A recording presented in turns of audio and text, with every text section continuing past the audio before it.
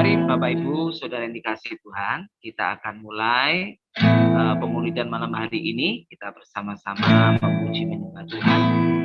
Kita katakan bahwa Yesus itu adalah segala-galanya bagi kita.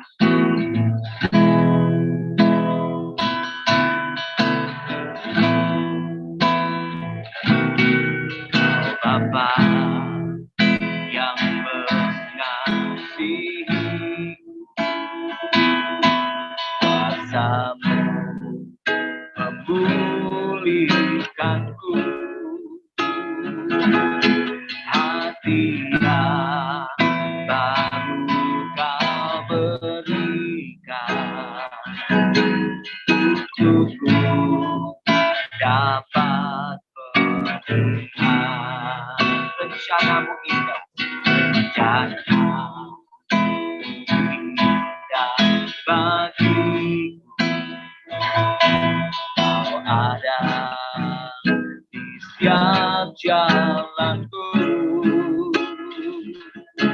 hatiku haus dan lapar akan Engkau. Segalanya, Kaulah segala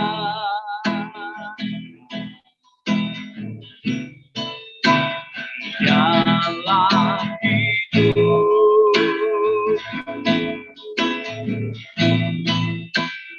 kerajaan-Mu, kebenaran-Mu, itu bagianku. Kaulah yang kupandang, Kaulah yang kupandang, selama hidup. Mengasihi-Mu, memuliakan-Mu, Bapa dan Raja-Ku. Lagi, oh Bapa yang mengasihi, Bapa yang mengasihiku, kuasa-Mu memulihkanku,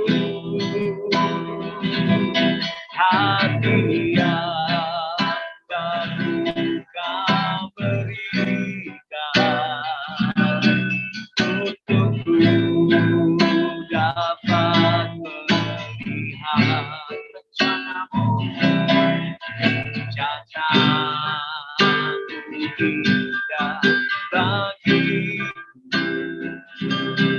Kau ada di setiap jalanku, hatiku haus dan lapar akan Engkau. Mari bersama katakan, Kaulah segalanya, Kaulah segalanya, Yesuslah segalanya di dalam hidupku. Kerajaan-Mu, kebenaran-Mu, itu bagianku.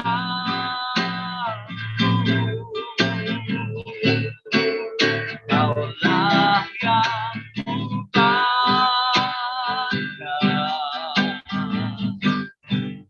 selama hidup.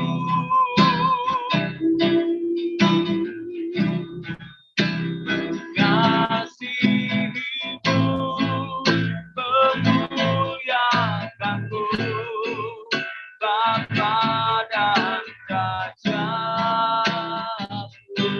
Kaulah segalanya, Kaulah segalanya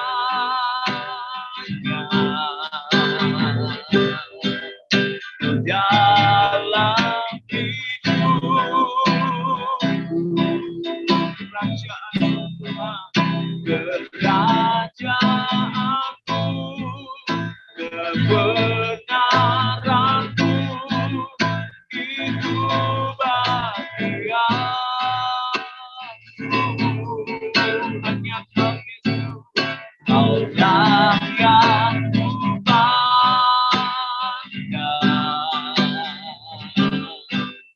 selama hidup. Kami mau mengasihimu, memuliakanmu, mengasihimu, memuliakanmu, mengasihimu, memuliakanmu, Bapa dan Rajaku,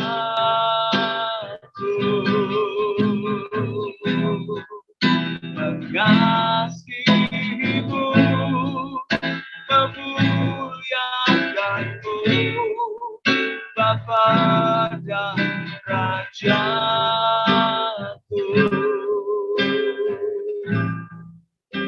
Biarlah ini yang menjadi kerinduan hati kami bersama malam ini, Bapa. Kami ada di dalam Zoom meeting ini karena kami punya kerinduan hati yang sama. Kami mau mengenal Engkau lebih dekat lagi, kami mau mengerti lebih dalam lagi kebenaran-Mu, dan biarlah kami hidup seturut dengan ketetapan-Mu. Kami melakukan apa yang menjadi kehendak Bapa dalam hidup ini, dan kami menyelesaikan apa yang harus kami selesaikan hidup ini. Memberkati dan mengurapi hamba-Mu, karena yang akan memimpin kami menyampaikan suara kebenaran, dan juga setiap kami yang akan mengikuti kelas pemulihan pada malam hari ini. Kasih karunia Tuhan menyertai kami semua. Di dalam nama Tuhan Yesus kami mengucap syukur dan berdoa. Amin. Ya, terima kasih Kak Kristianto. Baik, judulnya malam ini pemulihan Pondok Daud. Nah, di posternya kalau kita teliti itu ada disclaimer-nya dulu nih. Ini bukan soal pujian dan penyembahan, sudah dikasih bocoran ya, ada disclaimer-nya. Nah, saya share screen dulu, pemulihan Pondok Daud yang telah roboh. Nah, frasa ini tuh diambil dari ayat di Kisah Para Rasul 15 ayat 16 dan 17. Kemudian aku akan kembali dan membangunkan kembali Pondok Daud yang telah roboh, dan reruntuhannya akan kubangun kembali dan akan kuteguhkan, supaya semua orang lain mencari Tuhan dan segala bangsa yang tidak mengenal Allah yang kusebut milikku. Demikianlah firman Tuhan yang melakukan semuanya ini. Kata yang diucapkan oleh Rasul di sini, ya, ini diambil dari kitab Amos.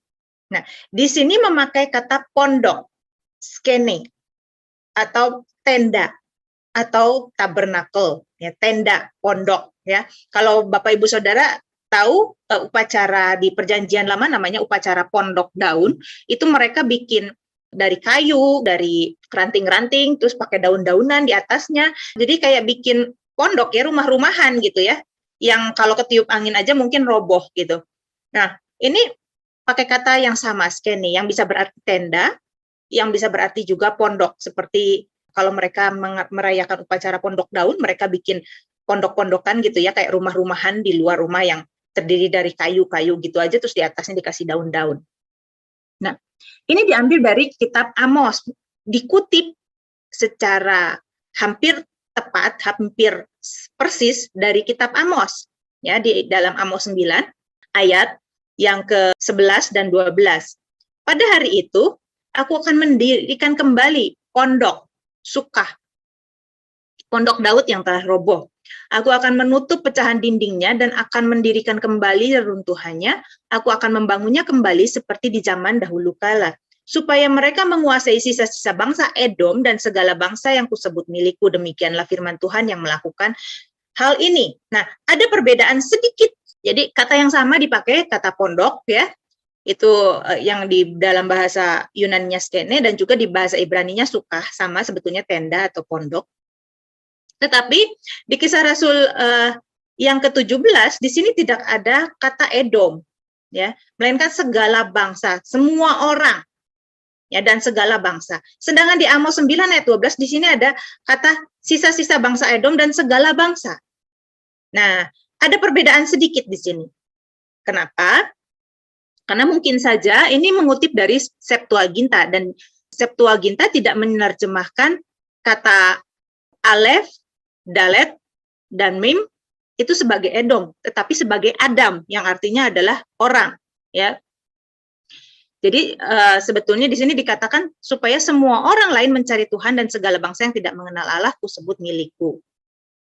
Nah, sedangkan di sini supaya mereka menguasai bangsa Edom. Jadi kata Edom di sini bisa jadi mungkin bisa diterjemahkan juga sebagai Adam atau manusia karena sama tulisannya ADM. Nah, ada perbedaan sedikit itu saja. Nah, ini landasan Alkitabnya. Tapi sebetulnya apa sih maksudnya? Aku akan membangun kembali pondok Daud. Seperti yang dikutip dalam Kisah Rasul 15:16. Banyak orang salah paham bahwa ini mengaitkan dengan tari-tarian Daud. Bapak Ibu Saudara, Daud itu ditulis di Alkitab menari itu cuma 1 kali. Itu pun lagi mindahin tabut. Ya, lagi mindahin tabut 1 kali. Sebelum mindahin tabut, sebelum nari-nari itu, Daud ngambek loh. Karena orang yang mengangkut tabut ini memang tidak sengaja, memang kecerobohan mereka, kesambar geledek, mati. Terus Daud ngambek. Nah, ketika tabut itu setengah jalan, dipindahin, akhirnya karena orang yang ngangkut itu kesambar geledek, Tuhan marah sama orang itu. Nah, tabut itu dibiarkan saja tinggal di situ. Dan orang yang di rumahnya ini menyimpan tabut itu, dititipin tabut itu, diberkati. Nah, kemudian Daud ini akhirnya, oh, ternyata Tuhan nggak marah ya, ternyata orang itu diberkati ya. Nah, kemudian Daud memindahkan tabut ini ke Yerusalem, dan disitulah baru Daud menyanyi-nyanyi dan menari-nari. Nah, ini bukan soal menari-nari, karena di dalam menari-nari itu Daud nggak bikin kemah, Daud nggak bikin pondok gitu ya. Jadi jangan disalahpahami sebagai tari-tarian atau puji-pujian. Nah, yuk kita lihat dulu ya, pentingnya memahami konteks. Saya akan menjelaskan di sini 4 poin. Apa arti pondok Daud? Kapan dibangunnya dan oleh siapa? Apa arti dirobohkan dan mengapa? Apa arti pemulihan dan siapa yang memulihkan? Ya, apa arti pondok Daud? Apakah pondok Daud itu tentang puji-pujian atau tentang penyembahan atau tentang tari-tarian? Kalau itu memang tentang puji-pujian, berarti Daud kan yang memulainya. Nah, sebetulnya tari-tarian dan puji-pujian bukan dimulai pertama kali oleh Daud kalau di Alkitab ya. Sebetulnya itu adalah budaya orang Semitik, budaya orang Timur Tengah. Tapi di Alkitab ada yang pertama kali menari-nari, ada. Misalnya Miriam ya. Tapi sebetulnya sebelum Miriam juga itu budaya mereka, bukan Miriam yang pertama kali melakukan itu. Itu budaya mereka. Ya. Jadi kalau misalnya dikatakan, oh Daud yang pertama kali menari-nari, bukan. Di Alkitab ada yang lebih dulu menari-nari. Miriam misalnya.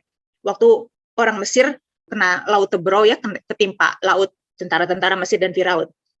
Nah, pondok Daud ini berarti sesuatu yang dibangun oleh Daud kan, yang diawali oleh Daud. Nah, kalau pujian penyembahan bukan diawali oleh Daud di Alkitab.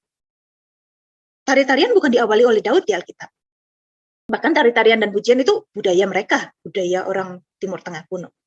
Nah, apa arti dirobohkan? Dan kenapa dirobohkan lalu harus dipulihkan kan? Kalau dipulihkan itu berarti pernah ada hancur atau gimana ya, rusak atau gimana, kemudian baru dipulihkan. Nah, siapa yang memulihkannya? Apakah Tuhan, apakah manusia, apakah kita? Siapa yang memulihkannya? Ini sebetulnya bicara janji Tuhan pada Daud. Ya, apa janji Tuhan pada Daud? Kita buka di 2 Samuel 7 ayat 16. Di sini ada janji Tuhan kepada Daud dan keluarganya. Demikian firman Tuhan. Keluarga dan kerajaanmu akan kokoh untuk selama-lamanya di hadapanku. Tahtamu akan kokoh untuk selama-lamanya. Nah, saya minta tolong Benny mungkin bisa buka di 2 Samuel 7 ayat 1 sampai 15 supaya kita ngerti konteksnya ya. Saya mungkin akan jelaskan satu persatu. Oke. 2 Samuel 7 ayat yang pertama, judul perikopnya janji Tuhan mengenai keluarga dan kerajaan Daud. Ketika raja telah menetap di rumahnya dan Tuhan telah mengaruniakan keamanan kepadanya terhadap semua musuhnya di sekeliling, berkatalah raja kepada Nabi Nathan, lihatlah, aku ini diam dalam rumah dari kayu aras, padahal tabut Allah diam di bawah tenda. Lalu berkatalah Nathan kepada raja, baik, lakukanlah segala sesuatu yang dikandung hatimu, sebab Tuhan menyertai engkau. Tetapi pada malam itu juga datanglah firman Tuhan kepada Nathan, demikian, pergilah, katakanlah kepada hambaku Daud, beginilah firman Tuhan, masakan engkau yang mendirikan rumah bagiku untuk kudiami? Aku tidak pernah diam di dalam rumah sejak aku menuntun orang Israel dari Mesir sampai hari ini. Tetapi aku selalu mengembara dalam kemah sebagai kediaman. Selama aku mengembara bersama-sama seluruh orang Israel, pernahkah aku mengucapkan firman kepada salah seorang hakim orang Israel yang kuperintahkan mengembalakan umatku Israel? Demikian, mengapa kamu tidak mendirikan bagiku rumah dari kayu aras? Oleh sebab itu, beginilah kau katakan kepada hambaku Daud. Beginilah firman Tuhan semesta alam. Akulah yang mengambil engkau dari padang ketika mengiring kambing domba untuk menjadi raja atas umatku Israel. Aku telah menyertai engkau di segala tempat yang kau jalani dan telah melenyapkan segala musuhmu dari depanmu. Aku membuat besar namamu seperti nama orang-orang besar yang ada di bumi. Aku menentukan tempat bagi umatku Israel dan menanamkannya, sehingga ia dapat diam di tempatnya sendiri, dengan tidak lagi dikejutkan dan tidak pula ditindas oleh orang-orang lalim seperti dahulu. Sejak aku mengangkat hakim-hakim atas umatku Israel, aku mengaruniakan keamanan kepadamu daripada semua musuhmu. Juga diberitahukan Tuhan kepadamu, Tuhan akan memberikan keturunan kepadamu. Apabila umurmu sudah genap dan engkau telah mendapat perhentian bersama-sama dengan nenek moyangmu, maka aku akan membangkitkan keturunanmu yang kemudian, anak kandungmu, dan aku akan mengokohkan kerajaannya. Dialah yang akan mendirikan rumah bagi namaku, dan aku akan mengokohkan tata kerajaannya untuk selama-lamanya. Aku akan menjadi bapaknya, dan ia akan menjadi anakku. Apabila ia melakukan kesalahan, maka aku akan menghukum dia dengan rotan yang dipakai orang dan dengan pukulan yang diberikan anak-anak manusia. Tetapi kasih setiaku tidak akan hilang daripadanya, seperti yang kuhilangkan daripada Saul, yang telah kujauhkan dari hadapanmu. Nah, di sini Daud itu punya niat untuk mendirikan sebuah bangunan yang kita tahu nanti dibangun oleh Salomo, itu bait Allah. Nah, perintah Tuhan, kamu nggak boleh Daud membangun itu. Nanti tapi anakmu yang akan membangunnya. Nah, ini bukan bicara soal kemah tabernakel. Kalau tadi ya kata skene, kata pondok Daud itu skene yang artinya adalah tabernakel, yang artinya adalah tenda. Ini bukan tentang tenda tabernakel. Kenapa? Karena tabernakel itu didirikan bukan oleh Daud, tetapi oleh Musa. Ya, tadi saya bilang ini bukan soal tari-tarian. Miriam yang dulu yang pertama kali di Alkitab dicatat menari-nari. Ini bukan soal tabernakel, walaupun itu memakai kata tabernakel. Karena tabernakel didirikan oleh Musa. Ini juga bukan soal pemulihan bait suci, bukan. Ya, jangan nanti ada juga yang bilang kata ini pemulihan pondok Daud ini pemulihan bait suci. Kita nanti menantikan bait suci di akhir zaman didirikan lagi karena Tuhan akan memulihkan. Enggak, ini bukan soal pemulihan bait suci karena bait suci tidak pernah didirikan oleh Daud tetapi didirikan oleh Salomo. Di ayat ini jelas semuanya. Bukan soal tari-tarian, bukan soal kemah suci yang didirikan Musa, dan bukan soal bait suci, karena bait suci bukan didirikan juga oleh Daud, tetapi oleh Salomo. Nah, lalu apa? Nah, kita perhatikan ayat 15 dan 16, tetapi kasih setiaku tidak akan hilang daripadanya seperti yang kuhilangkan daripada Saul yang telah kujauhkan dari hadapanmu. Jadi, ada kerajaan ya yang dijanjikan, kerajaan kekal yang dijanjikan kepada Daud yang berbeda dengan Saul, karena Saul kemudian ditolak. Tetapi kerajaan yang kekal yang selama-lamanya itu Tuhan mulai dirikan mulai dari keluarga Daud. Keluarga dan kerajaanmu akan kokoh untuk selama-lamanya di hadapanku, tahtamu akan kokoh untuk selama-lamanya. Itu janji Tuhan kepada Daud. Nah, kita lihat di sini diterjemahkan di dalam KJV, and thine house and thy kingdom shall be established forever before thee. Thy throne shall be established forever. Nah, lihat, ini di sini pakai kata thine house. Kalau kita mengerti ya bahwa kata dinasti, kata keluarga ya yang mewarisi tahta turun-temurun atau dinasti itu ya, itu bisa memakai kata house. Kayak misalnya sekarang ya, dinasti Inggris itu ya, yang sekarang itu dipimpin oleh Ratu Elizabeth ya. Nanti penerusnya adalah Pangeran Charles, kemudian Pangeran William ya. Itu adalah House of Windsor. Artinya adalah dinasti Windsor. Kata keluarga atau kata dinasti, inilah yang maksudnya janji Tuhan kepada Daud. Jadi keluarga Daud, ya, pondok Daud, dinasti Daud akan kokoh untuk selama-lamanya. Ini maksudnya sebetulnya. Nah, ini lebih jelas lagi dalam terjemahan ISV. Your dynasty and your kingdom will remain forever.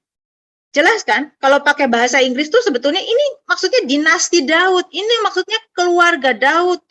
Pondok Daud atau rumah Daud itu adalah kerajaan Daud yang akan kekal selama-lamanya. Itu maksudnya. Ya, tadi kan saya kasih 4 poin kan. Apa sih yang artinya pondok Daud? Kenapa dirobohkan? Terus siapa yang membangunnya? Bagaimana pemulihannya? Itu ya 4 poin-poin. Nah, sekarang kita sudah ngerti ya, pondok Daud itu apa? Artinya adalah dinasti Daud. Nah, tetapi janji Tuhan bahwa keluarga dinasti Daud, kerajaan Daud ini akan kekal ya. Beda dengan kerajaan Saul yang baru 1 orang aja langsung Tuhan runtuhkan. Kepada Daud Tuhan janjikan bahwa keluarganya akan kekal. Dan kemudian di 2 Samuel ayat 16, 17, 18, 19, Daud mengucap syukur. Di ayat 18 dikatakan gini, lalu masuklah Raja Daud ke dalam dan kemudian duduklah ia di hadapan Tuhan sambil berkata, siapakah aku ini ya Tuhan Allah, dan siapakah keluargaku sehingga engkau membawa aku sampai sedemikian. Dan hal itu masih kurang di matamu ya Tuhan Allah, sebab engkau telah berfirman tentang keluarga hambamu ini dalam masa yang masih jauh dan telah memperlihatkan kepadaku serentetan manusia yang akan datang ya Allah. Jadi Daud menangkap janji Allah bahwa kerajaannya tuh akan kekal, keturunannya tuh sampai jauh akan terus memerintah. Ternyata enggak loh. Keturunan Daud itu dicabut dan diruntuhkan. Kita tahu sejarahnya bangsa Israel, sejak anaknya Salomo, sejak Raja Rehabeam, kerajaan ini terbagi 2. 10 suku di utara itu menjadi kerajaan Israel, 2 suku di selatan, ya, Yehuda dan Benyamin itu menjadi kerajaan Yehuda. Dan kemudian setelah sekian ratus tahun, 10 suku di utara itu dibuang ke Asyur dan tidak pernah kembali pulang. Tidak pernah kembali pulang 10 suku itu. Hilang sudah. Nah, 100 tahun kemudian setelah suku utara dibuang ke Asyur, yang di selatan pun dibuang ke Babel. Nah, kita lihat di Yeremia 22 ayat 24 dikatakan demikian. Demi aku yang hidup, demikianlah firman Tuhan.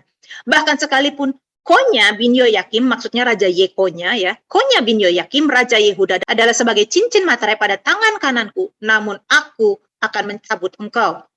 Beginilah firman Tuhan, catatlah orang ini, maksudnya Yekonya, sebagai orang yang tak punya anak, sebagai laki-laki yang tak pernah bisa berhasil dalam hidupnya, sebab seorang pun dari keturunannya tidak akan berhasil duduk di atas tahta Daud dan memerintah kembali di Yehuda. Yekonya ditolak Tuhan. Keturunan Daud, raja sampai Yekonya, raja yang terakhir, ini ditolak oleh Tuhan. Catatlah, nggak ada keturunan Yekonya yang akan berhasil duduk lagi di atas tahta Daud. Aku runtuhkan kerajaan Daud. Padahal Tuhan sebelumnya bilang kan sama Daud, aku janji, aku akan menjadikan kerajaanmu, keluargamu, dinastimu itu dinasti yang kekal, tidak seperti Saul yang runtuh langsung 1 orang aja langsung runtuh. Tetapi janji itu kemudian tiba-tiba dicabut oleh Tuhan. Yekonya ini ditolak sama Tuhan. Tidak ada seorang pun keturunannya yang akan berhasil duduk di atas tahta Daud. Bagaimana dengan Yesus Kristus? Bukankah dia keturunan Daud? Bukankah di dalam Matius dia adalah silsilahnya dari Yekonya? Nah, Yekonya ini adalah leluhurnya dari Yusuf. Yekonya adalah leluhurnya Yusuf. Tapi di sini dikatakan bahwa Yekonya itu dicabut, ditolak Tuhan. Di Matius 1 ayat 12, setelah pembuangan ke Babel, Yekonya memperanakan Sealtiel memperanakan Zerubabel, terus sampai ke Yusuf. Tetapi Yusuf secara biologis bukanlah ayah dari Yesus Kristus. Sebab kalau Yesus Kristus adalah keturunan Yusuf, maka dia nggak bisa gitu, udah ditolak sama Tuhan. Ya, didiskualifikasi untuk memegang posisi raja. Jika Yesus adalah anak biologis dari Yusuf, yang adalah keturunan dari Yekonya, padahal di sini Yekonya sudah dikutuk, sudah ditolak sama Tuhan, maka Yesus harusnya didiskualifikasi untuk memegang posisi raja. Karena di situ dikatakan bahwa nggak akan ada seorang pun dari keturunannya yang akan memerintah kembali di Yehuda. Ya kan memang Yesus bukan anak biologis Yusuf. Oke, sekarang gini. Kalau Yesus diadopsi oleh Yusuf, diadopsi, oke lah dia anak Maria gitu ya. Terus Yusuf mau mengadopsi, oke lah kamu jadi anakku gitu ya. Maka nubuat tentang Mesias yang akan datang jadi nggak valid. Ya, karena dia bukan garis keturunan Daud gitu. Tetapi kita lihat ternyata bahwa Maria inilah yang menjadi tunas itu, pangkal dari Isai itu, yang menyambungkan ke sana itu. Nah, karena Yesus adalah anak asli dari Maria, dan Talmud Yahudi menyebut bahwa Maria itu putri Eli, itu juga ada di dalam Lukas ya, di dalam Lukas pasal yang ke-3 ayat 31 ya, bahwa Yesus adalah keturunan dari Maria ya, karena silsilah di Lukas ini silsilahnya Maria sebetulnya ya. Anak Nathan, anak Daud. Nah, jadi secara biologis Yesus adalah keturunan Maria yang berasal dari anaknya Daud yang namanya Nathan. Jadi Yesus adalah keturunannya Daud. Nah, kalau ini bicara soal pemulihan dinasti Daud, maka bisa diterima kalau dari Maria. Karena dia adalah anak Nathan, anak Daud. Siapa itu Nathan? Nathan adalah saudara dari Salomo. Itu ada di Tawarikh ya.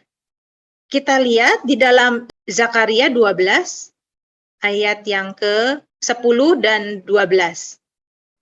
Aku akan mencurahkan roh pengasihan dan roh permohonan atas keluarga Daud dan atas penduduk Yerusalem. Dan mereka akan memandang pada dia yang telah mereka tikam, dan akan meratapi dia seperti orang meratapi anak tunggal, dan akan menangisi dia dengan pedih seperti orang menangisi anak sulung. Pada waktu itu ratapan di Yerusalem akan sama besarnya dengan ratapan atas Hadad Rimon di lembah Megido. Negeri itu akan meratap, setiap kaum keluarga tersendiri, kaum keluarga keturunan Daud tersendiri, dan istri mereka tersendiri, kaum keluarga keturunan Nathan tersendiri, dan istri mereka tersendiri. Nah, kalau kita lihat di terjemahan ISV, ini adalah House of David and House of Nathan. Jadi, di sini udah ada nubuat bahwa yang akan meneruskan adalah kaum keturunan Nathan dari keluarga Daud. Jadi itu sudah dinubuatkan, bukan dari Salomo. Nah, tadi konteksnya dari Amos, ya, Amos pasal yang ke-9. Nah, kitab Amos ini bicara soal apa sih? Saya minta tolong Benny bisa bacakan mulai dari Amos pasal yang pertama. Kitab Amos ini penuh dengan murka Tuhan. Murka Tuhan kepada bangsa-bangsa, mulai dari pasal pertama ayat 3-5. Beginilah firman Tuhan. Karena 3 perbuatan jahat Damsyik, bahkan 4, aku tidak akan menarik kembali keputusanku. Oleh karena mereka telah mengirik Gilead dengan eretan pengirik dari besi. Aku akan melepas api ke dalam istana Hazael, sehingga Puri Ben-Hadad dimakan habis. Aku akan mematahkan palang pintu Damsyik dan melenyapkan penduduk dari Bikeat Awen, serta pemegang tongkat kerajaan dari Bet Eden. Dan rakyat Aram harus pergi sebagai orang buangan ke Kir, firman Tuhan. Nah, di sini ini adalah kemarahan Tuhan atas bangsa Aram atau bangsa Syria. Karena 3 perbuatan jahat, Tuhan marah kepada bangsa itu bukan soal mereka menyembah berhala, bukan. Bukan soal mereka menyembah dewa-dewa mereka, bukan. Tapi karena apa? Karena perbuatan jahat mereka terhadap sesama manusia. Ya. Karena 3 perbuatan jahat Damsyik ini ibu kotanya Aram itu Syria. Karena 3 perbuatan jahat. 3 itu sudah angka sempurna. Ini lebih dari 3, bahkan 4, bukan cuma 3, bahkan 4. Aku tidak akan menarik keputusanku karena mereka menggirik Gilead dengan eretan pengirik dari besi. Jadi ini kejahatan terhadap orang-orang Gilead gitu ya. Jadi karena itulah Tuhan akan menghukum mereka. Nah, kemudian di ayat 6 sampai 8 kemarahan Tuhan terhadap orang Filistin. Silakan Beni. Ayat 6 aja. Ayat ke-6. Beginilah firman Tuhan. Karena 3 perbuatan jahat Gaza, bahkan 4, aku tidak akan menarik kembali keputusanku. Oleh karena mereka telah mengangkut ke dalam pembuangan suatu bangsa seluruhnya untuk diserahkan kepada Edom. Nah, ini bangsa Filistin ini Tuhan marah bukan karena mereka menyembah dewa Dagon, bukan, tapi karena perbuatan mereka terhadap bangsa Edom. Ya kan? Nggak ada ini urusannya sama Baal lah, Dagon lah, dewa-dewanya orang Filistin, enggak. Tapi karena kejahatan mereka terhadap sesama manusia, terhadap bangsa Edom. Nah, ayat yang ke-9. Beginilah firman Tuhan.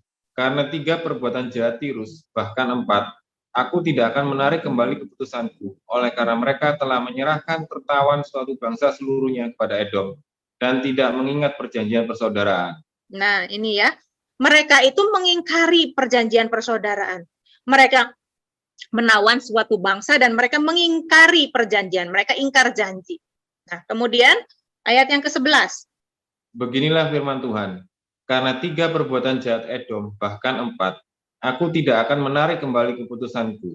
Oleh karena ia mengejar saudaranya dengan pedang dan mengekang belas kasihannya, memendamkan amarahnya untuk selamanya, dan menyimpan gemasnya untuk seterusnya.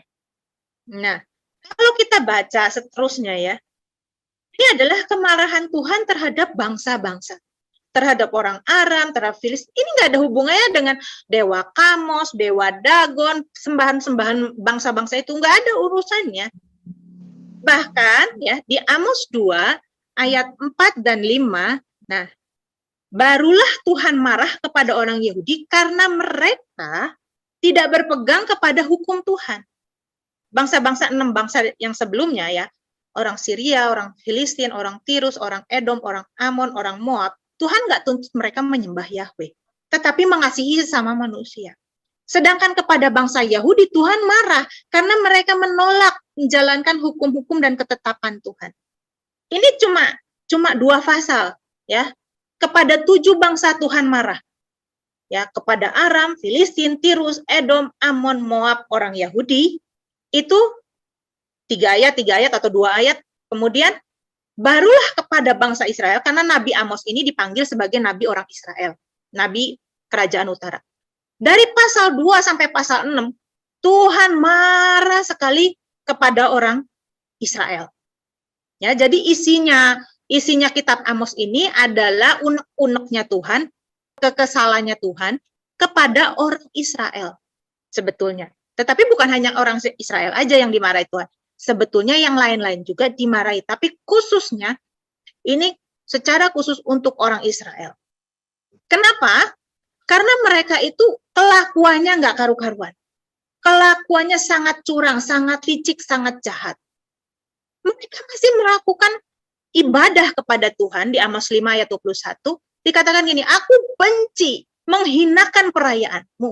Aku tidak senang kepada perkumpulan rayamu. Sungguh, apabila kamu mempersembahkan kepadaku korban-korban bakaran dan korban-korban sajianmu, aku tidak suka. Dan korban keselamatanmu berupa ternak yang tambun, aku tidak mau pandang. Jadi orang Israel ini masih mempersembahkan dan merayakan hari-hari raya kepada Yahweh, masih. Tetapi mereka tidak hidup dalam kebenaran. Di ayat 23 dikatakan, jauhkanlah daripadaku keramaian nyanyian-nyanyianmu, lagu gambusmu, aku tidak mau dengar. Tetapi biarlah keadilan bergulung-gulung seperti air dan kebenaran seperti sungai yang selalu mengalir. Apakah kamu mempersembahkan kepada korban sembelihan dan korban sajian selama 40 tahun di padang gurun itu, hai kaum Israel? Tuhan bilang, aku nggak mau segala perayaanmu. Aku nggak mau korban bakaranmu. Nyanyian-nyanyianmu yang kamu nyanyikan untuk aku nggak mau dengar. Emangnya aku minta nggak? Enggak. Yang aku minta apa? Hidup benar, keadilan, jangan menindas sesama. Seperti bangsa-bangsa lain yang Tuhan marahi itu, yang Tuhan hukum itu, 7 bangsa itu Tuhan marah-marahin, Tuhan hukum. Nah, seperti itulah kelakuan orang Israel. Dan Tuhan marah. Bukan mereka sudah berhenti menyembah Tuhan, bukan mereka sudah berhenti menari-nari buat Tuhan, mereka masih melakukan perayaan, mereka masih menyembah Tuhan, mereka masih nyanyi-nyanyi, mereka masih memainkan alat musik, lagu gambus ini kan ya, gambus itu alat musik. Mereka masih melakukan semuanya itu. Tapi Tuhan bilang, aku menjijikan, aku menghinakan semuanya itu. Ya, ingat di sini. Mereka bukan sudah berhenti merayakan perayaan buat Tuhan. Mereka bukan sudah berhenti mempersembahkan korban buat Tuhan. Mereka bukan sudah berhenti beribadah. Mereka bukan sudah berhenti menyanyikan pujian. Mereka bukan sudah berhenti menarikan tarian atau memainkan alat musik buat Tuhan. Tidak, mereka masih melakukan itu. Masih melakukan tarian, pujian, penyembahan, korban bakaran. Masih. Tetapi Tuhan menghinakan semuanya itu karena apa? Karena ketidakbenaran hidup mereka. Dari pasal 2 sampai pasal Tuhan tunjukin semua ketidakbenaran dan kebejatan moral orang Israel. Karena itulah Tuhan marah. Di pasal 9 kemudian Tuhan berkata, aku Tuhan yang Maha Tinggi sedang mengamat-amati kerajaan Israel yang berdosa ini. Dan aku akan melenyapkannya dari muka bumi. Tetapi keturunan Yakub tidak seluruhnya akan kubinasakan. Aku, Tuhan telah berbicara. Tuhan berkata, akan tiba saatnya barulah di sini. Ya, karena Tuhan gemes terhadap bangsa-bangsa itu, terhadap orang Yehuda, terhadap orang Israel. Semuanya hidupnya nggak benar. Dan di sini fokusnya adalah orang Israel. Nah, di sini Tuhan bilang, aku akan melenyapkan. Tapi ada yang aku sisakan. Akan tiba saatnya aku memulihkan kerajaan Daud. Sekarang kerajaan itu telah menjadi seperti rumah, ya. Ini saya ambil dari terjemahan sehari-hari ya, makanya terjemahannya beda. Yang tadi di pertama saya pakai TB, terjemahan baru, ini saya pakai terjemahan sehari-hari. Akan tiba saatnya aku memulihkan kerajaan Daud. Sekarang kerajaan itu telah menjadi seperti rumah, skene atau kemah, ya, sukah, yang roboh. Tetapi tembok-temboknya akan kuperbaiki dan kubangun kembali sehingga menjadi seperti dahulu kala. Orang Israel akan menguasai negeri Edom yang masih tersisa, serta semua bangsa yang dahulu milikku, aku Tuhan telah berbicara dan aku akan melaksanakan hal itu. Nah, jadi di dalam kemurkaannya, karena hidup mereka nggak benar, walaupun mereka beribadah, tapi mereka melakukan kemunafikan gitu ya. Nah, Tuhan katakan, aku akan membuang mereka, aku akan melenyapkan. Tetapi tiba saatnya aku akan memulihkan kerajaan Daud. Aku akan memulihkan dinasti Daud. Supaya kerajaan Daud ini, raja dari keturunan Daud ini, menguasai semua bangsa-bangsa. Itu janji Tuhan. Sekali lagi, ini bukan soal pujian yang dipulihkan. Kenapa? Karena orang Israel pada saat ayat ini dinubuatkan oleh Nabi Amos soal pemulihan kerajaan Daud, orang Israel masih melakukan ibadah kepada Tuhan. Orang Israel masih menari-narikan pujian, masih menyanyikan pujian, masih memainkan musik kepada Tuhan, masih melakukan perayaan kepada Tuhan. Jadi ini bukan pemulihan soal ibadah, tetapi janji tentang keturunan dinasti Daud yang akan menjadi raja yang kekal. Ya, karena kemudian pada saat itu orang Israel semuanya dibuang, semuanya kerajaan Daud tidak pernah berdiri lagi. Memang sebelum Tuhan Yesus lahir, pernah ada kerajaan berdiri di Israel, tetapi itu adalah bukan kerajaan keturunan Daud, kerajaan Hasmonean, kerajaan keturunan para imam. Raja Herodes yang menjadi raja pada saat Tuhan Yesus lahir, dia adalah menantu dari kerajaan Hasmonean. Kerajaan Hasmonean ini adalah kerajaan dari keturunan imam, keturunan Harun, orang Saduki, bukan dari keturunan Daud. Nah, jadi sejak orang Israel dibuang, nggak pernah lagi ada raja dari keturunan Daud. Seperti nubuat Tuhan yang dikatakan oleh Yeremia terhadap Yekonya. Nah, sekarang kita lihat konteks di Kisah Para Rasul 15, ayat 16 dan 17. Ya.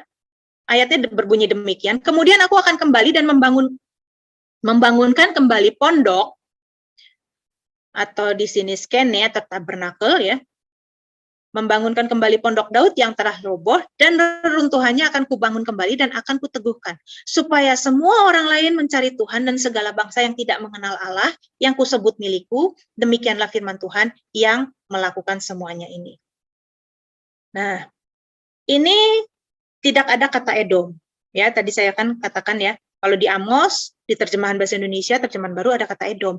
Tetapi mungkin ini mengutip Septuaginta, di mana kata Edom itu diterjemahkan sebagai Adam atau orang. Nah, Rasul berkata bahwa Tuhan akan memulihkan kembali dinasti Daud.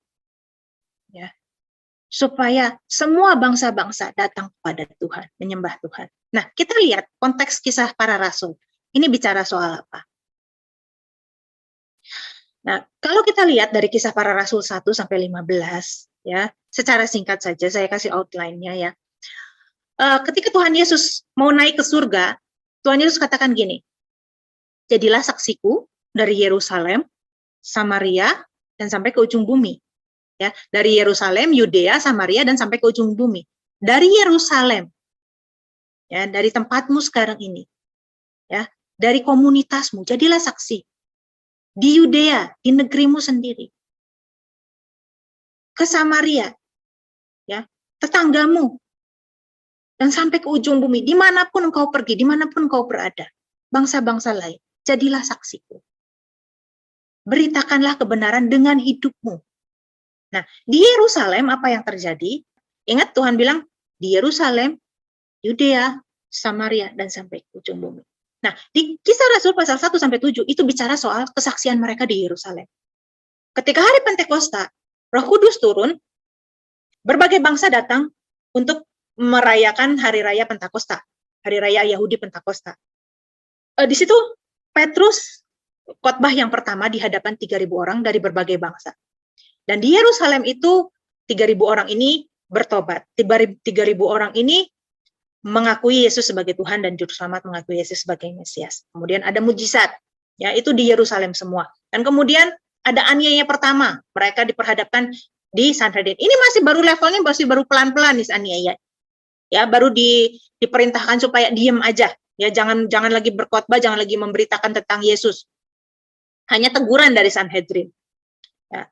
Baru level awal nih aniayanya. Kemudian di situ juga ada peristiwa yang luar biasa, ya, soal Ananias dan Safira, teguran dari Roh Kudus, ya. Baru setelah itu ada martir pertama, Stefanus dibunuh. Itu terjadi di Yerusalem. Ingat, Yerusalem, Yudea, Samaria, dan sampai ke ujung bumi. Kisah Rasul pasal yang ke-8 barulah di Yudea dan Samaria. Ya, apa yang terjadi?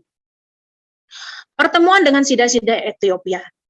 Filipus dipertemukan oleh Roh Kudus dengan sida-sida Ethiopia. Orang Ethiopia ini mewakili keturunan Ham. Tapi itu terjadi di Samaria. Ingat, tadi ya di kitab Amos, Tuhan marah terhadap bangsa-bangsa. 7 bangsa. Bahkan bangsa yang ke-8 ini, wah, panjang lebar Tuhan ngomelnya. Ya, bangsa yang ke-8 ini adalah bangsa Israel. 7 bangsa. Ada orang Filistin, ada orang Tirus, ada orang Edom. 7 bangsa Tuhan omelin dan Tuhan hukum. Karena mereka hidupnya nggak benar, nggak mengasihi sesama manusia. Kepada 7 bangsa itu Tuhan marah. Dan di sini sebalik, murid-murid Tuhan katakan, jadi saksiku kepada bangsa-bangsa lain. Buat mereka bertobat, buat mereka jadi murid kepada bangsa-bangsa lain. Lihat ya, berbalik gitu. Ngerti ya? Ininya ya, cara berpikirnya ya. Nah, di sini, di pasal 8 sampai pasal 12, itu peristiwa-peristiwa di daerah Yudea dan Samaria.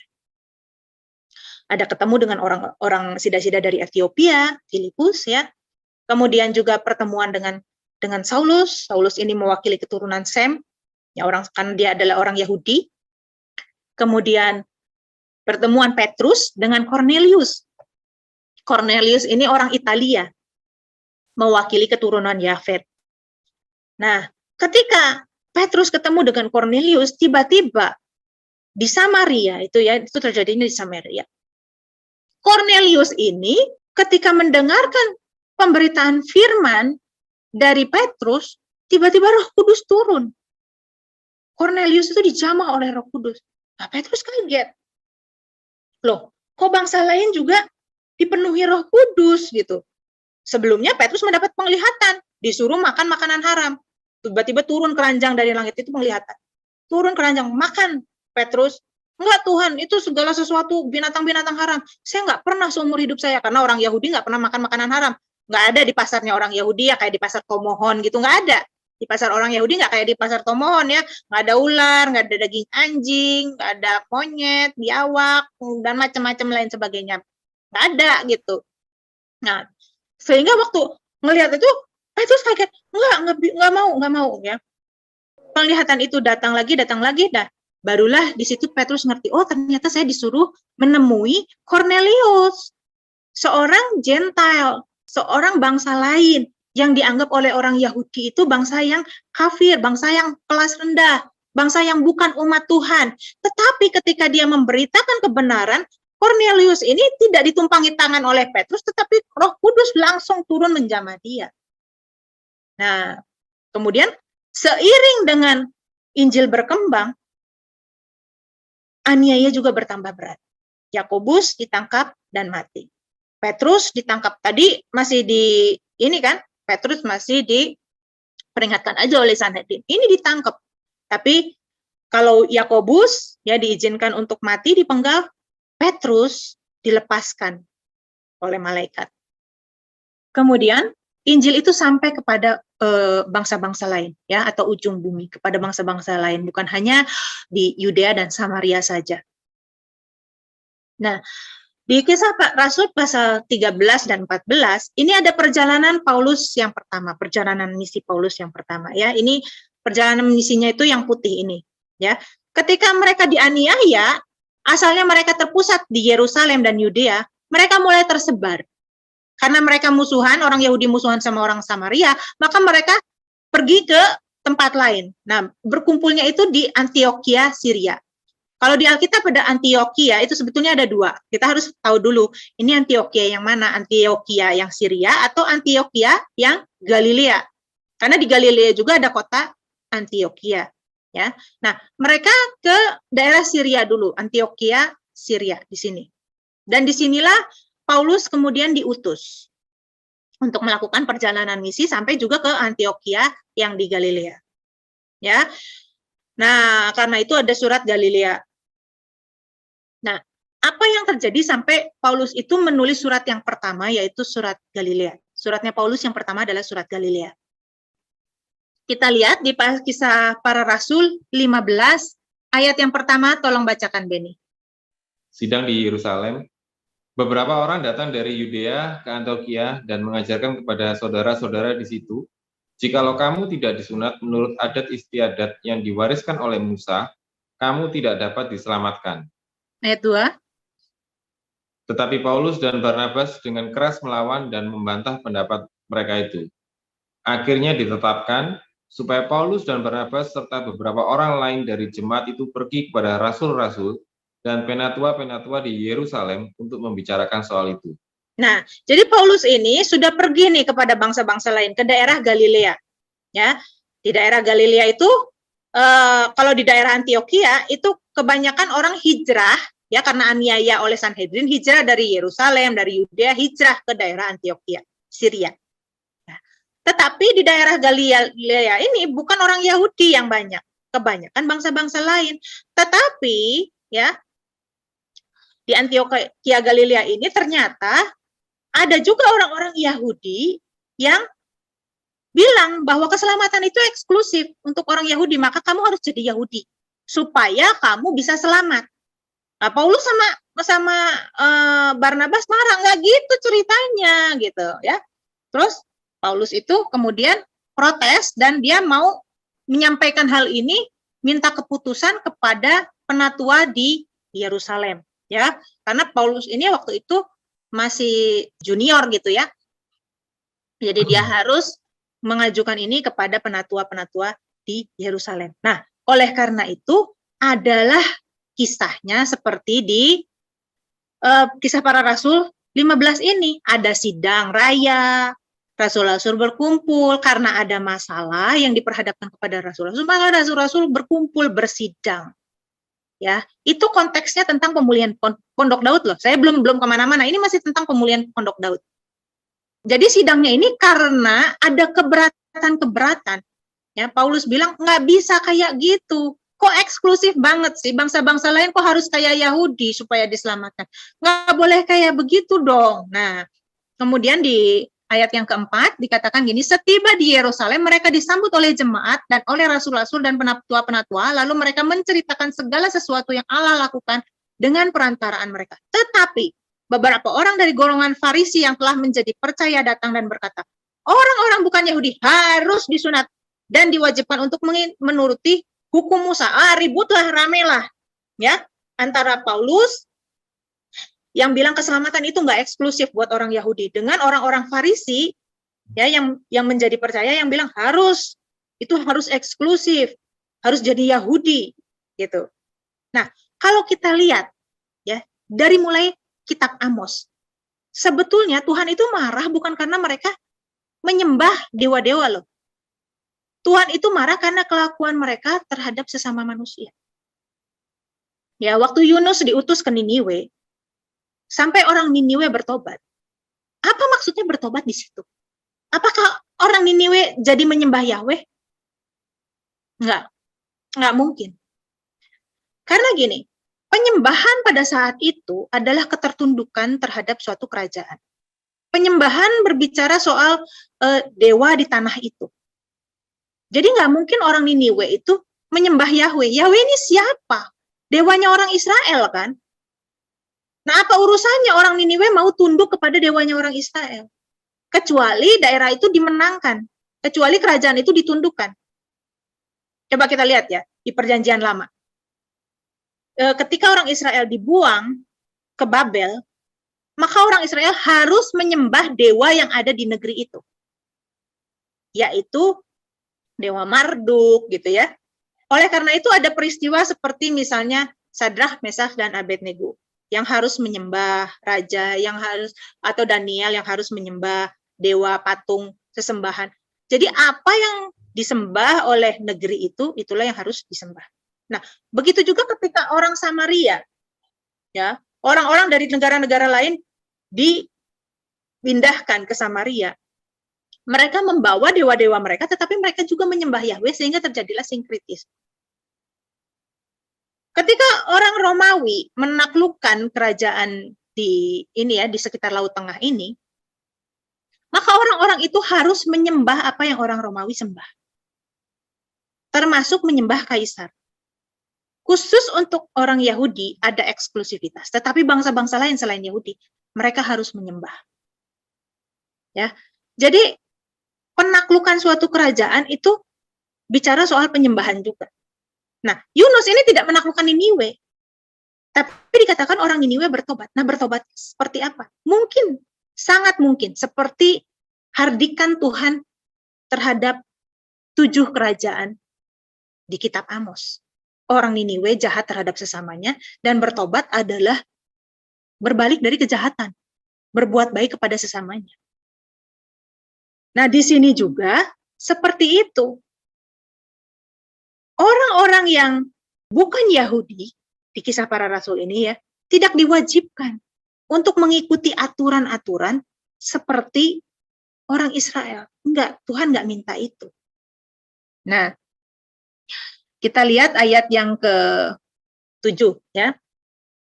Sesudah berapa waktu lamanya berlangsung pertukaran pikiran mengenai soal itu, berdirilah Petrus. Petrus ini kan pernah menginjili Kornelius ya, dan kaget dia bahwa Roh Kudus juga dicurahkan kepada Kornelius sebagai orang Italia, tentara Roma. Nah, ya, berdirilah Petrus dan berkata kepada mereka, "Hai saudara-saudara, kamu tahu bahwa sejak semula Allah memilih aku dari antara kamu supaya dengan perantaran mulutku bangsa-bangsa lain mendengar berita Injil dan menjadi percaya. Dan Allah yang mengenal hati mereka telah menyatakan kehendaknya untuk menerima mereka, sebab ia mengaruniakan Roh Kudus juga kepada mereka, sama seperti kepada kita." Jadi Petrus bilang, kalau kepada kita dikaruniakan Roh Kudus, saya udah lihat kepada orang lain juga, kepada bangsa-bangsa lain, kepada orang Gentile, kepada orang non-Yahudi, Tuhan juga mengaruniakan Roh Kudus, sama seperti kepada kita. Kepada orang lain, Tuhan memperlakukan sama seperti kepada kita.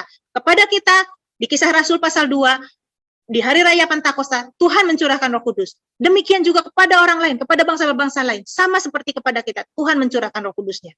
Kalau dulu kita diberikan Roh Kudus, dicurahkan Roh Kudus, di Kisah Para Rasul pasal 2, kan ingat nggak pada waktu hari raya Pentakosta, Roh Kudus tercurah atas kita. Nah, begitu juga aku lihat di bangsa-bangsa lain, Tuhan mencurahkan Roh Kudusnya sama seperti kepada kita. Itu intinya. Ya, ayat 9. Dan ia sama sekali tidak mengadakan perbedaan antara kita dengan mereka. Nggak ada perbedaan, kata Petrus ya. Sesudah ia menyucikan hati mereka oleh iman. Kalau demikian, kata Petrus, mengapa kamu mau mencobai Allah dengan meletakkan pada tengkuk murid-murid itu suatu kuk yang tidak dapat dipikul baik oleh nenek moyang kita maupun oleh kita sendiri. Kalau gitu, ya, kalau Tuhan nggak berkehendak seperti itu, kenapa kamu kok mau nantang Tuhan? Kalau Tuhan mengaruniakan Roh Kudus tanpa mereka harus disunat, tanpa mereka harus jadi Yahudi, tanpa mereka harus jadi proselit, kenapa kamu mau menantang Tuhan, memberontak terhadap Tuhan? Dengan mengharuskan mereka jadi Yahudi, dengan mengharuskan mereka disunat. Nah, itu kata Petrus, ya. Ayat 11, Petrus lanjut lagi. Sebaliknya, kita percaya bahwa oleh kasih karunia Tuhan Yesus Kristus kita akan beroleh keselamatan sama seperti mereka juga. Perhatikan di sini ya. Saya mundur lagi. Coba perhatikan. Ia Tuhan mengaruniakan Roh Kudus kepada mereka sama seperti kepada kita. Kalau kita, kata Petrus ya, dikaruniakan Roh Kudus, mereka juga sama dikaruniakan Roh Kudus. Tetapi di sini coba lihat. Sama seperti kepada mereka. Kalau kita, orang Yahudi, kata Petrus ya, kita orang Yahudi nih, beroleh kasih karunia, kita diselamatkan itu oleh kasih karunia.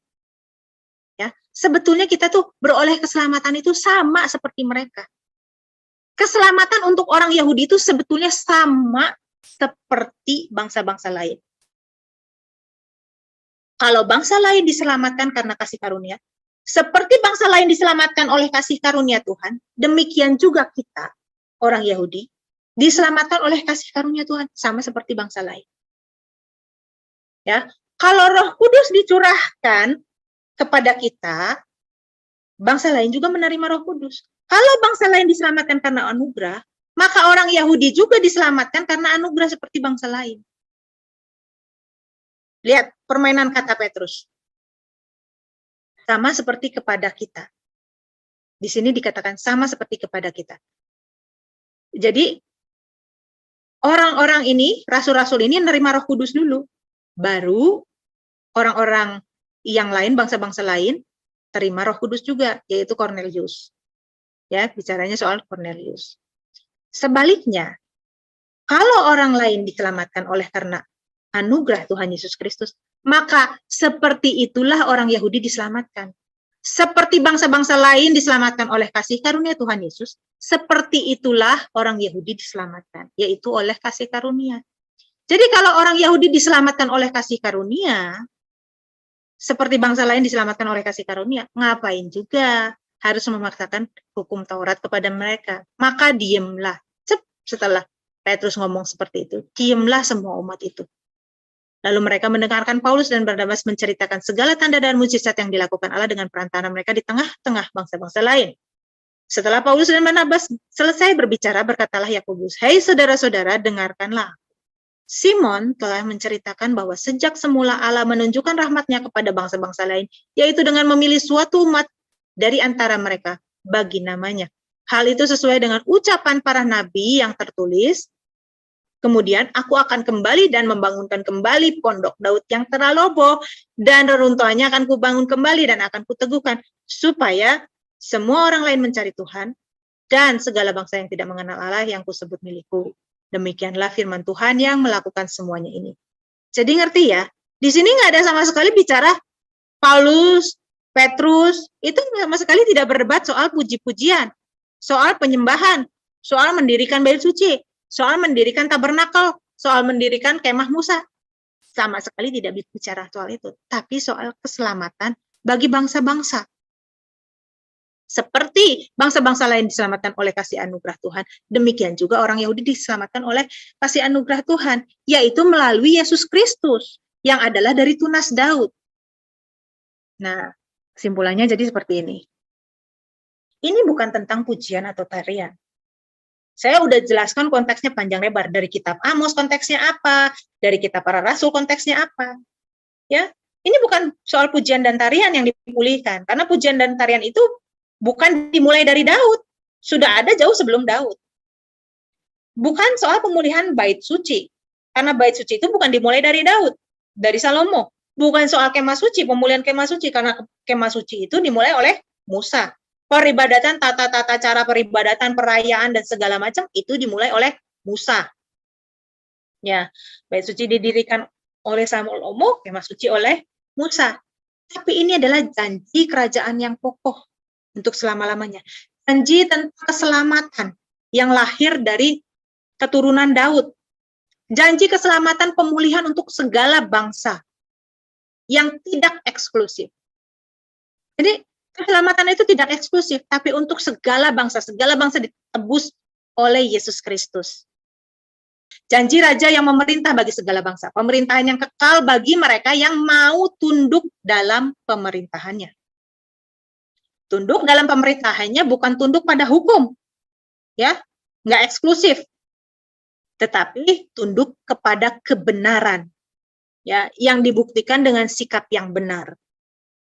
Kebenaran, sang kebenaran, Yesus Kristus, yang dibuktikan dengan sikap moral yang benar. Kalau orang-orang tunduk pada kebenaran, tunduk pada kebenaran moral, sikap yang benar, integritas, kemurnian hati, kelurusan cara berpikir, kelurusan hati, motivasi, itu adalah dikaiosune, ya. Keadilan itu adalah dikaiosune artinya. Maka mereka tunduk kepada sang kebenaran. Kalau mereka hidup dalam keadilan, kebenaran, integritas, ada di kayu suni, ada kebenaran moral di dalam hidup mereka, maka mereka tunduk pada pemerintahan sang raja. Nah, ngerti ya sekarang ya pemulihan Pondok Daud. Jadi ini adalah soal keselamatan bagi bangsa-bangsa, keselamatan bagi seluruh bangsa. Ya, pemerintahan kekal dari sang Mesias, dari keturunan Maria. Ya, bukan dari Yekonya. Itu yang maksudnya diruntuhkan itu, dari Yekonya sudah ditolak. Tapi kalau kita lihat silsilah Tuhan Yesus adalah dari Maria. Maria itu adalah keturunan Nathan, bukan keturunan Salomo. Memang sama-sama anak Batsheba. Karena Yekonya itu sudah ditolak Allah. Ya, pemerintahan yang kekal bagi mereka yang mau tunduk kepadanya. Oke. Silakan Benny. Oke, thank you Kak Ana. Luar biasa. Banyak belajar saya malam ini. Sampai mengkerut-mengkerut. Iya, nah tadi katanya Benny dapat sesuatu malam ini sampai mengkerut-mengkerut. Berarti ada yang dapat sesuatu tapi nggak ngerti gitu ya Ben ya gitu ya? Atau gimana ini Ben tadi? Lagi mikir tadi Kak. Jadi yang saya tangkap tadi yang Kak Ana sampaikan tadi yang di kitab Amos, bagaimana Tuhan menegur bangsa-bangsa itu bukan karena apa yang mereka sembah, tapi karena apa yang mereka kejahatan yang mereka lakukan kepada sesama manusia. Lalu nyambung juga dengan ya, apa yang ada di kisah para rasul, dan yang tadi Kak Ana sempat kasih contohnya juga kisahnya Yunus yang diutus ke Niniwe. Ada kemungkinan mereka juga bukan bertobat karena menyembah berhala, tapi karena untuk meninggalkan perbuatannya. Nah, jadi pertanyaan saya ada relevansinya sekarang dengan apa yang kita kerjakan saat ini dalam dunia kekristenan tentang penginjilan. Apakah itu relevan enggak? Maksudnya kita ini berusaha menginjili orang itu berusaha untuk ya mengajak masuk ke gereja atau gimana gitu kan? Oke, gini. Ketika para rasul itu menginjil, ya, Paulus memberitakan Injil. Kalau kita lihat di kisah para rasul, mereka masuk ke mana? Paulus masuk cari apa? Cari sinagog. Dan Cornelius ini itu bukan orang sembarangan loh. Di situ dikatakan bahwa Cornelius ini orang yang takut akan Tuhan. Baru kemudian Petrus datangin dia melalui malaikat, melalui penglihatan. Kepada Cornelius diberikan penglihatan, kepada Petrus juga dinyatakan penglihatan. Nah, tetapi sebelumnya Cornelius adalah orang yang takut akan Tuhan, orang yang betul-betul mencari kebenaran. Maka Tuhan membukakan kebenaran itu kepada Cornelius. Cornelius dikatakan dia adalah orang yang takut akan Tuhan. Nah, selain itu, Paulus memberitakan Injil itu masuk dulu ke sinagog-sinagog, masuk dulu ke tempat-tempat orang Yahudi.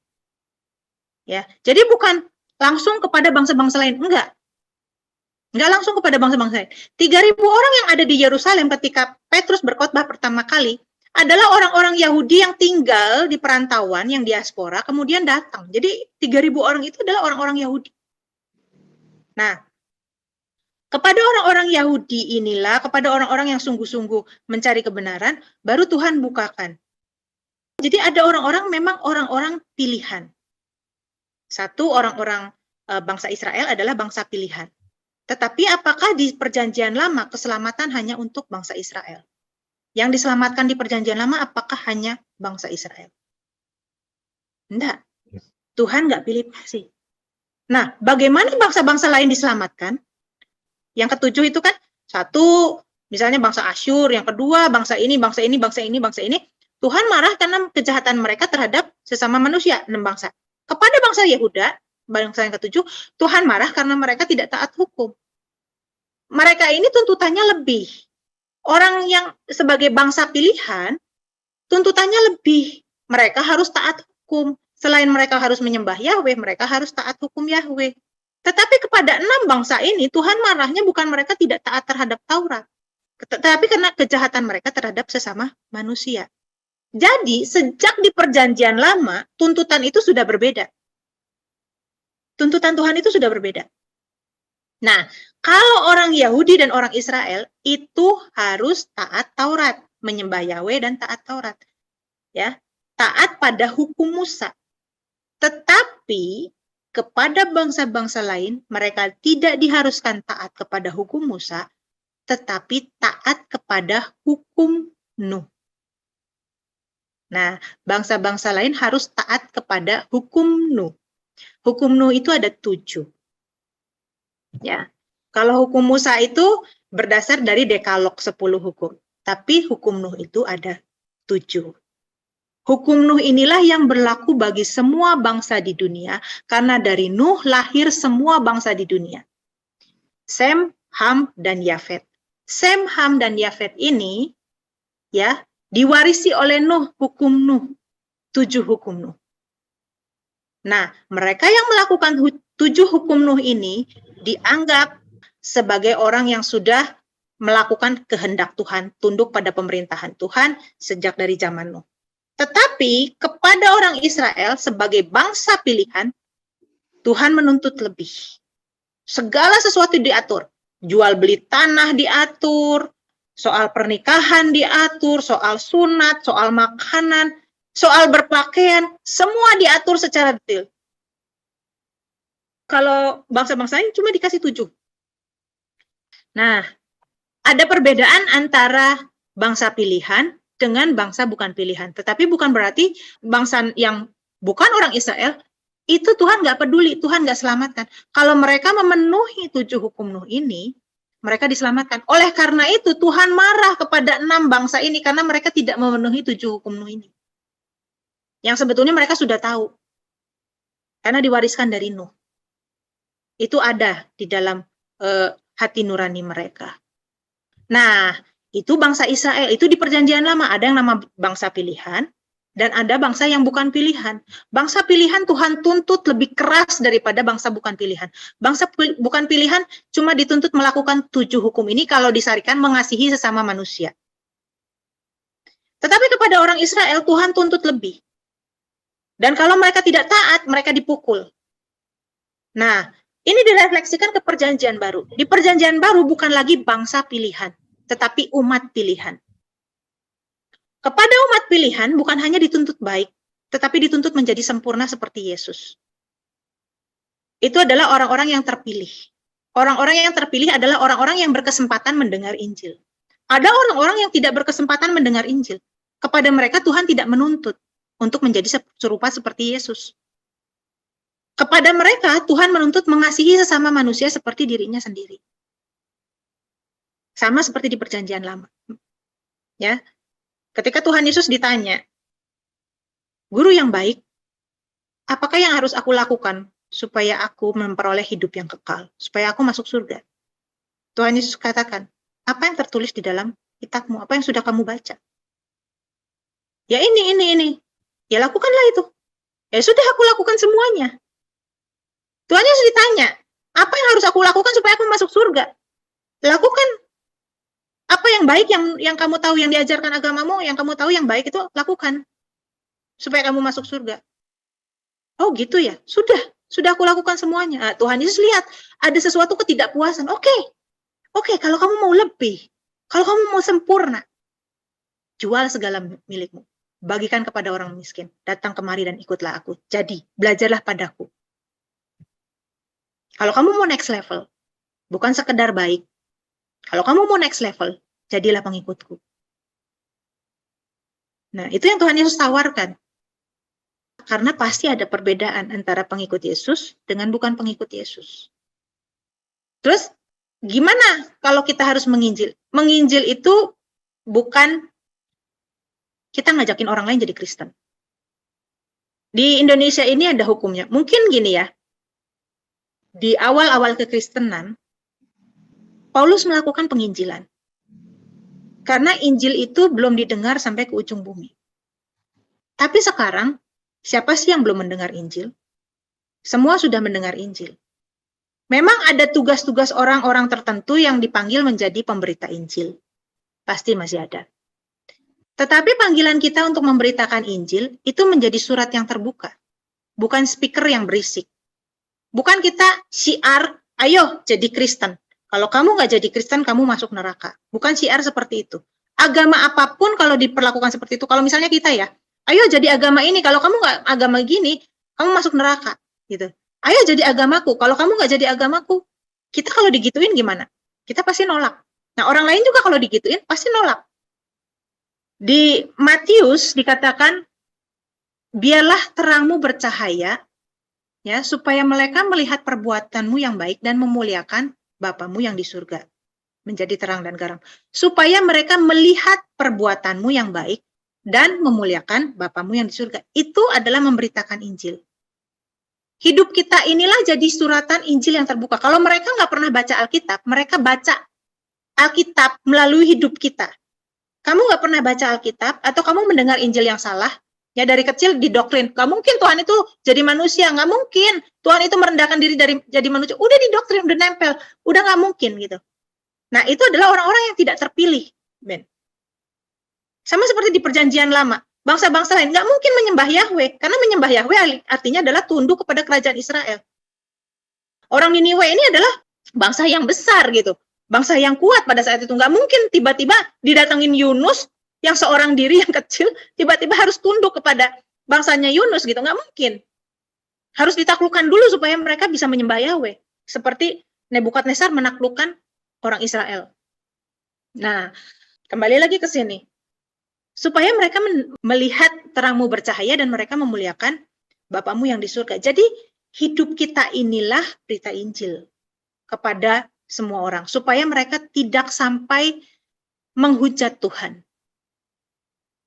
Nah, ketika Tuhan Yesus ditanyakan, Guru, hukum apakah yang terutama dan pertama? Hukum yang terutama dan pertama, dengar hai Israel, untuk orang Israel, kasihilah Tuhan Allahmu dengan segenap hati, jiwa, kekuatan, dan akal budi. Dan hukum yang sama dengan itu, hukum yang setara dengan itu, kasihilah sesamamu manusia seperti dirimu sendiri. Jadi kalau orang-orang yang bukan Israel, yang tidak mengenal Yahweh, tetapi mengasihi sesama manusia seperti dirinya sendiri, dianggap sudah memenuhi, dianggap setara memenuhi hukum yang pertama ini. Jadi tuntutan untuk orang yang tidak mengenal Tuhan adalah mengasihi sesama. Tetapi untuk orang yang mengenal Tuhan, tuntutannya dua. Mengasihi Tuhan dan mengasihi sesama. Sama kan? Paralel kan? Di perjanjian lama, bangsa-bangsa lain itu dimarahi Tuhan. Kenapa?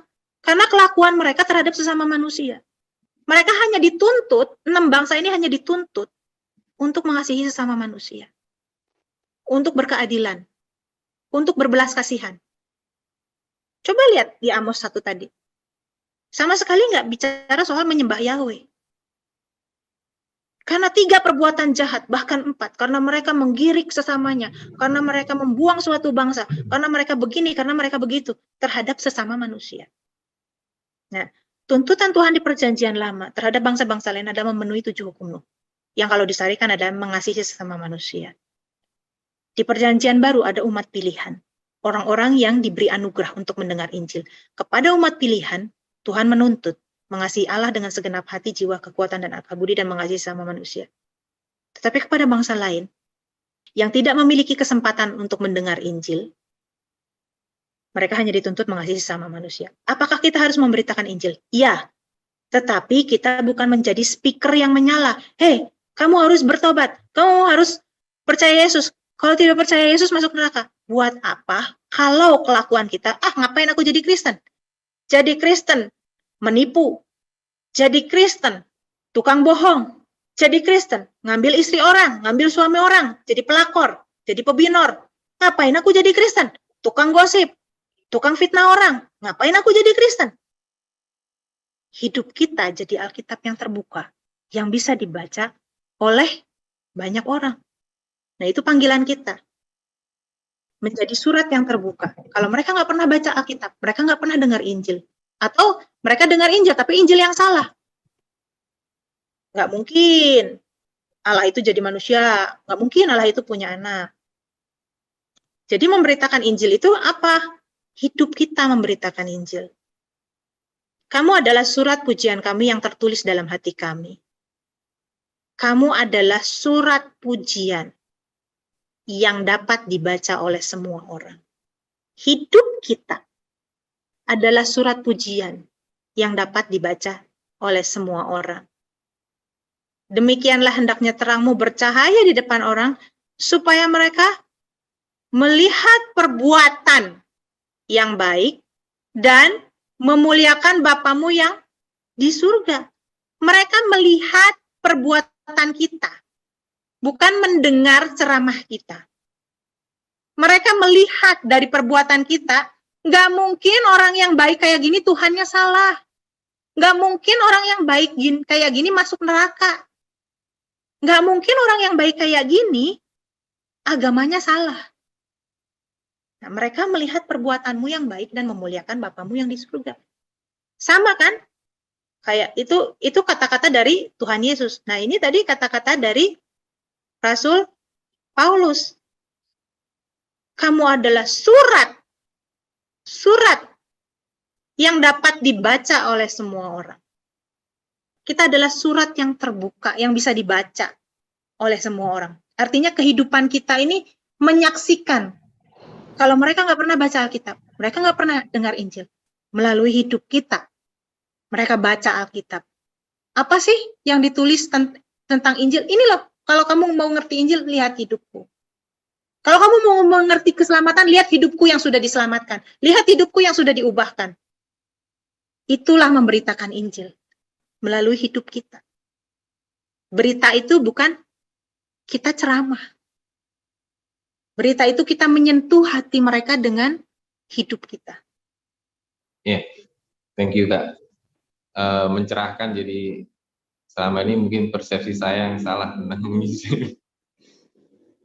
Jadi kesannya dari dulu diajak dalam tim penginjilan dalam gereja itu kadang ada yang saya agak ngeri-ngeri. Waduh, gimana ya, apa nanti harus beradu argumen dengan orang atau gimana kayak gitu kan. Tapi malam ini saya belajar sesuatu yang baru lah, bagaimana kita bisa menjangkau dan menyentuh orang di luar sana dari hidup kita. Kalau di Alkitab dikatakan Allah adalah kasih ya. Yohanes 15 ayat 13. Tidak ada kasih yang lebih besar daripada kasih seorang yang memberikan nyawanya untuk sahabat-sahabatnya. Tidak ada kasih yang lebih besar daripada orang yang mau mati demi orang lain. Ini adalah kasih yang paling besar. Biasanya ini adalah kasih ibu ya buat anaknya ya, kasih ayah buat anaknya ya. Kalau kita buat temen mungkin kita masih ada hitung-hitungan ya, misalnya temen perlu ginjal gitu ya, kita masih mikir, dikasih nggak ya ginjal kita gitu kan. Tapi kalau itu udah anak, nyawanya anak, aduh lebih baik aku deh yang mati gitu kan. Nah, tidak ada kasih yang lebih besar daripada kasih seorang yang memberikan nyawanya untuk sahabat-sahabatnya. Saya ingat berapa tahun yang lalu ada seorang pemuda Ansor yang namanya Rianto. Itu dia jaga gereja di malam Natal dan gereja itu dibom. Dan dia memeluk bom ini sampai mati sehingga menyelamatkan jemaat di gereja itu. Dan menurut firman ini, dia memenuhi hukum kasih. Menurut firman yang tadi, dia memenuhi hukum kasih. Dia memberikan nyawanya untuk sahabat-sahabatnya. Walaupun sahabat-sahabatnya itu beda agama buat dia. Menurut saya, karena dia memenuhi hukum kasih, dia diterima di kerajaan surga. Dia dianggap bangsa-bangsa lain yang memenuhi hukum Nuh. Silakan loh yang lain kalau yang mau bertanya. Ya, silakan yang lain kalau mau tanya, boleh raise hand, boleh melalui kolom chat. Oh ini, dari Amos Eka. Kak Ana, apa konteks pemulihan Pondok Daud dengan kondisi kekristenan atau gereja saat ini? Mungkin apa hubungannya gitu ya maksudnya ya. Karena konteksnya adalah pemulihan Pondok Daud itu konteksnya ketika sidang di Yerusalem, di mana orang Yahudi menuntut bangsa-bangsa lain untuk disunat. Nah, kalau konteksnya untuk gereja saat ini, pemulihan Pondok Daud adalah bicara soal keselamatan.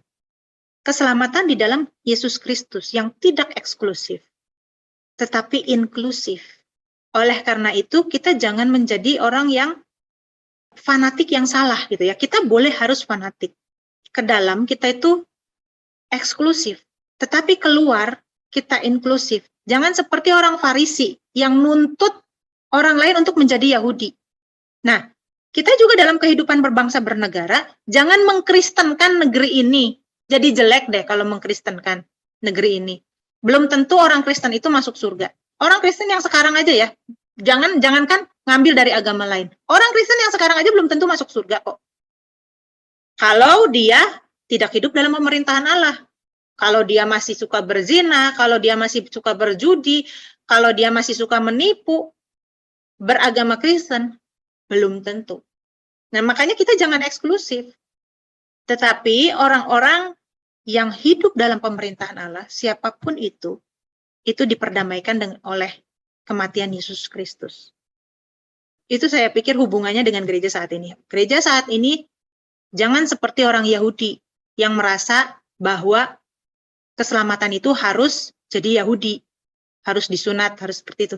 Karena keselamatan Yesus itu datang untuk menebus, menjadi tebusan bagi seluruh dunia ini.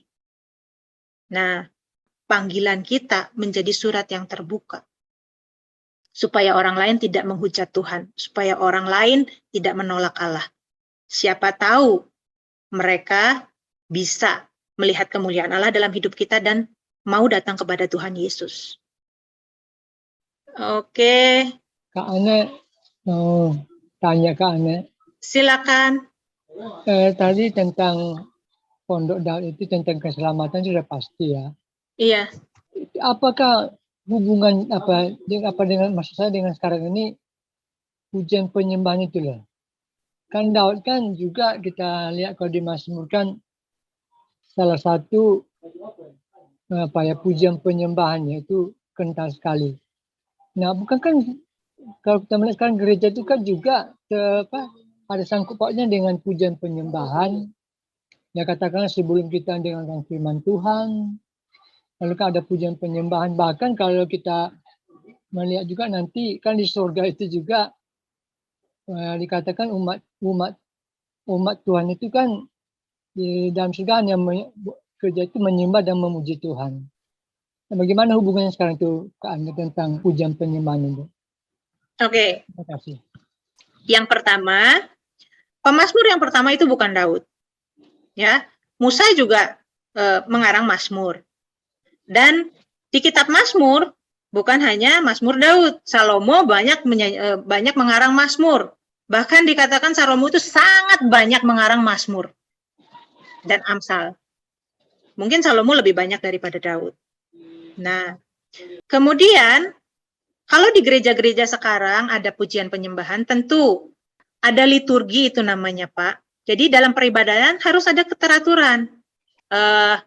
Kalau gereja yang sekarang ya pada umumnya ya, begitu mulai, ibadah mau dimulai, ada lagu lambat, kemudian lagu cepat, kemudian lagu lambat lagi, kemudian pemberitaan firman, kemudian lagu sedang persembahan, ya, kemudian lagu lambat penutup, gitu, ya.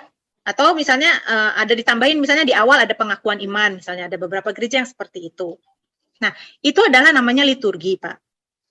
Dan liturgi ini diperlukan untuk keteraturan pertemuan bersama. Itu bukan ibadah, tapi pertemuan bersama. Ibadah kita adalah setiap hari. Ibadah itu kita melayani Tuhan. Dan melayani Tuhan itu setiap hari kehidupan sehari-hari kita. Nah, kalau kita menyanyikan pujian, itu adalah ekspresi pengagungan kita, ekspresi penyembahan kita kepada Tuhan. Itu ekspresinya, Pak. Bukan peribadatan seutuhnya. Misalnya gini, kalau saya sebagai istri itu mencintai suami saya, salah satu ekspresinya, misalnya salah satu ekspresinya, waktu pagi-pagi saya bilang, good morning sayang, misalnya seperti itu sama suami saya. Atau salah satu ekspresinya, saya masakin masakan enak buat dia. Salah satu ekspresinya. Tetapi apakah itu mewakili seluruh cinta saya sama dia? Enggak. Cinta saya sama dia diwakili dari detik ke detik kehidupan saya. Hati saya yang setia, saya mungkin dalam macam-macam, saya mungkin nggak sembunyi-sembunyi WhatsApp cowok lain, seperti itu. Dalam segala hal itu mengekspresikan cinta saya sama dia. Tapi ekspresinya, salah satunya misalnya, yang terlihat oleh dia, saya masakin dia yang enak gitu, setiap hari. Tapi kalau saya nggak masak, apakah saya tidak mencintai dia? Enggak, misalnya saya sibuk, saya repot, saya nggak masakin dia, kita beli aja ya gitu. Misalnya seperti itu. Nah, jadi pujian penyembahan pun seperti itu, Pak. Pujian lagu-lagu di gereja itu salah satu ekspresi kita dalam mengasihi, dalam melayani Tuhan. Tapi apakah itu seutuhnya dalam penyembahan kita? Bukan. Setiap harilah penyembahan kita dalam perilaku kita yang benar. Nah, pujian penyembahan itu perlu untuk liturgi dan keteraturan ibadah bersama. Dan itu adalah salah satu ekspresi kita memuliakan Tuhan. Satu lagi, di surga kita memang memuji dan menyembah Tuhan seperti di dunia ini. Jadi tidak terus-menerus, Pak. Ya, seperti di dunia ini kita menyembah, memuji Tuhan, misalnya sehari 1 jam, kita datang saat teduh, kita yang bisa main gitar, menyembah Tuhan ya 1 jam sehari. Di surga juga seperti itu, Pak. Nggak selama-lamanya, nggak 24 jam full, terus-menerus, non-stop, tanpa berhenti, medley, terus-menerus gitu. Enggak. Sama seperti di dunia ini kita menyembah Tuhan. Gitu. Ada ayat pendukungnya, Kak? Ya, secara Alkitabiah gini, surga itu adalah keadaan langit baru dan bumi baru kan. Langit dan bumi yang baru. Artinya, persis seperti sekarang ini, tetapi tanpa kejahatan. Kalau itu dikatakan langit dan bumi yang baru, berarti sama dengan langit dan bumi yang lama. Ada pertanian, ada. Ada orang kerja, ada. Yang nggak ada apa? Kejahatan. Karena kejahatan yang sudah dihukum. Kalau sudah di surga itu kan sudah bukan tubuh lagi, berarti roh ya. Ada yang namanya kebangkitan tubuh, Pak. Kebangkitan tubuh, bukan kebangkitan roh. Yang sudah dibaharui gitu ya. Atau yang benar gimana? Ini Pak, Tuhan Yesus waktu bangkit tubuh atau roh? Tubuh ya. Tuhan Yesus bisa makan nggak? Bisa. Terus waktu naik ke surga berubah jadi roh nggak? Ngelenyap hilang. Nah itu kan yang jadi tanda tanya juga ya. Jadi Tuhan Yesus pakai baju kan Pak? Ya, waktu naik ke surga pakai baju kan? Iya. Terus bajunya ditinggal nggak? Rubuh gitu, bajunya ditinggal nggak? Enggak sih ya.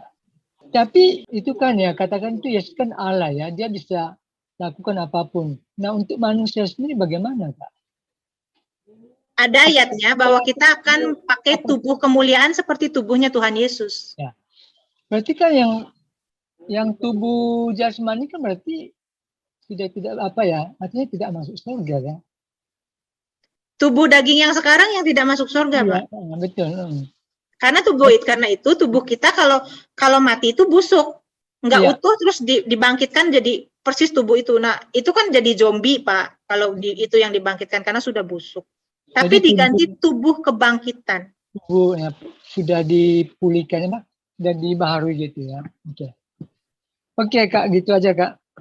Oke. Ya, mungkin ada yang pertanyaan yang lain? Dari yang lain? Di YouTube nggak ada ya, David ya? Nggak ada, Jana.